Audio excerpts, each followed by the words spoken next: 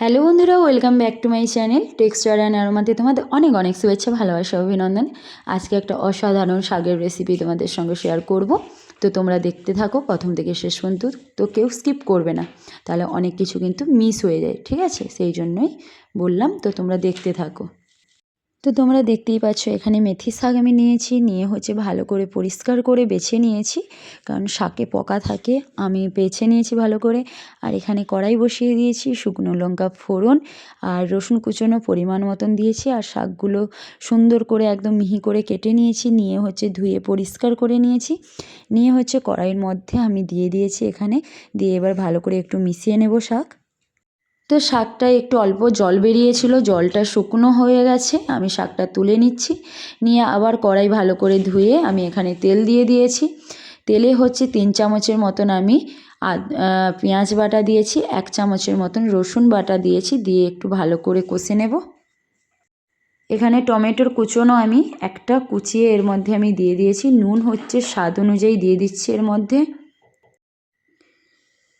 তো এখানে হচ্ছে আমি 1 চামচের মতন ধনে গুঁড়ো দিয়েছি, 1 চামচের মতন জিরে গুঁড়ো এর মধ্যে দিয়ে দিচ্ছি, 1 চামচ হলুদ গুঁড়ো,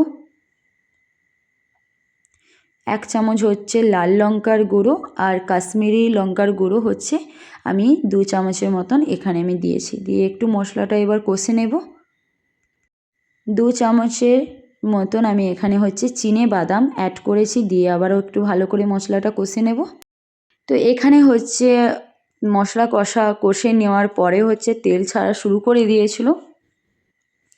তো মশলাটা কষা হয়েও গেছে, তেল ছাড়া শুরু করে দিয়েছিল। আমি এর ওপরে ছোটো বাটির হাফ বাটির মতন হচ্ছে মালাই অ্যাড করেছি। অল্প করে একটু স্বাদ অনুযায়ী চিনি অ্যাড করছি। আর হচ্ছে কাঁচা লঙ্কা কুচনো হচ্ছে আমি একটা কুচিয়ে এর মধ্যে আমি দিয়ে দিয়েছি। তোমরা ঝালটা নিজেদের মতনই দেবে, যারা ঝাল খেতে পছন্দ করো তারা দুটোও দিতে পারো।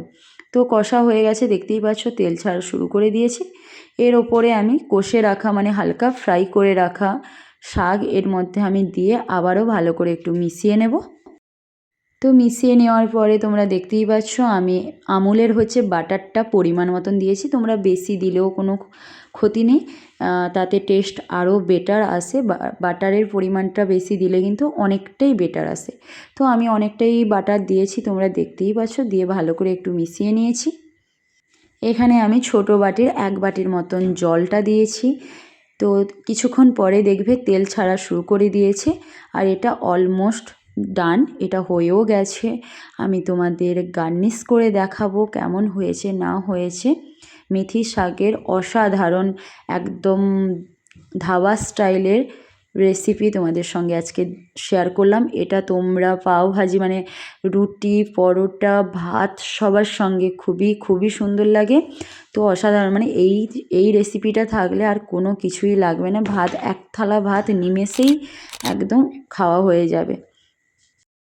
তো এখানে আমি গার্নিশ করে দিয়েছি, তোমরা দেখতেই পাচ্ছ কত সুন্দর দেখতে এসছে, আর খেতেও অসাধারণ।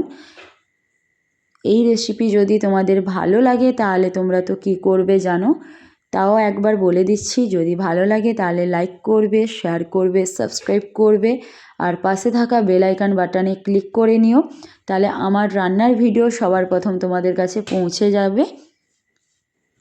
তো আজকের মতন হচ্ছে টাটা, সবাই সুস্থ থাকো, ভালো থাকো, আর আমার নেক্সট ভিডিওর জন্য অপেক্ষায় থাকো।